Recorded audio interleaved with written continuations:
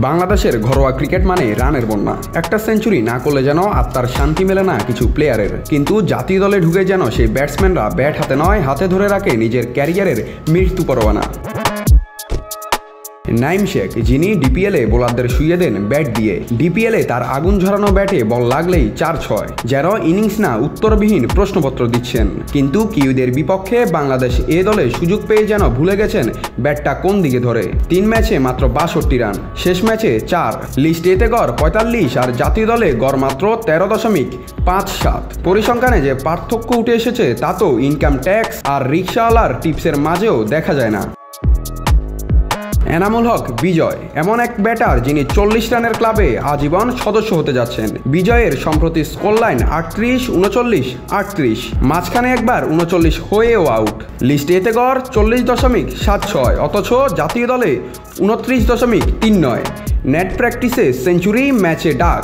এতেই প্রশ্ন জাগে নাম তার এনামুল নাকি এন্ট্রি লিমিট। এর পরের নামই আফিফ হোসেন ধ্রুব। নামে ধ্রুব থাকলেও আন্তর্জাতিক শোতে তিনি পুরোই উল্টো। ধ্রুব মানে স্থির হলেও আফিফের ব্যাটিং যেন ঘূর্ণিঝড়। ঘরোয়া ক্রিকেটে গড় 34.73, তবে জাতীয় দলে 28-এর নিচে। আর সর্বশেষ ম্যাচে তার রান 3 বলে 1, মানে হেলমেট পরা, ব্যাট ধরা, প্যাড বাঁধা, সব মিলিয়েই 3 মিনিটের শো। সর্বশেষ আছেন multinational trophy winner Mosaddek Hossain Saikat, যে সৈকতের পারে একসময় অনেক আশা ছিল। সেই সৈকতই যেন সব বাসিয়ে নিয়ে যাচ্ছে প্রতিনিয়ত।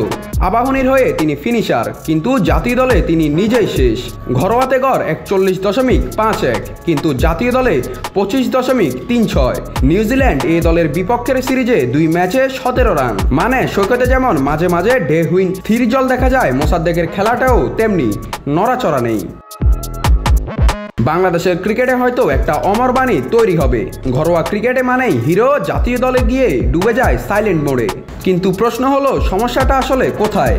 বিদেশি বোলারদের ভয়, নাকি জাতীয় দলের জার্সি এত ভারী যে ব্যাট ধরাই কঠিন হয়ে যায়? তাহলে দায়টা কার? প্লেয়ারদের, নির্বাচকদের, নাকি বাংলাদেশের ক্রিকেট প্রেমীদের, যারা কেবলই আশা করে ঘরের কিংরা আন্তর্জাতিক মঞ্চে বাজিমাত করবেন? উত্তর নেই এখনো, সমাধানও নেই। নাত রাহুল, নিউজ না স্পোর্টস।